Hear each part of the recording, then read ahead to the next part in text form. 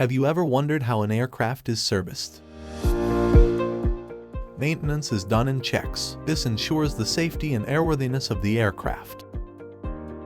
When student pilots train on our aircrafts, a few errors happen while flying, like hard landings, and therefore maintenance happens regularly on the aircraft. The age of the aircraft, the number of hours it's flown, the number of takeoffs and landings, requirements by the Kenya Civil Aviation Authority, and our own policies determine when and what type of maintenance we do.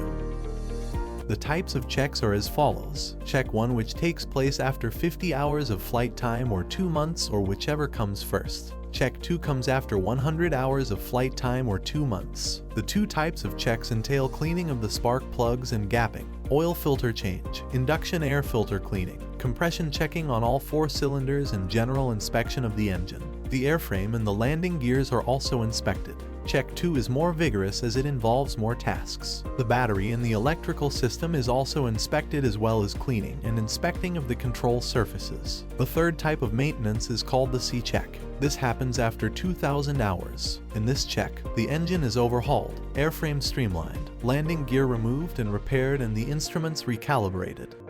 Kenya Civil Aviation Authority guides on the maintenance process, whereby the aircraft manual must be followed while doing the procedure.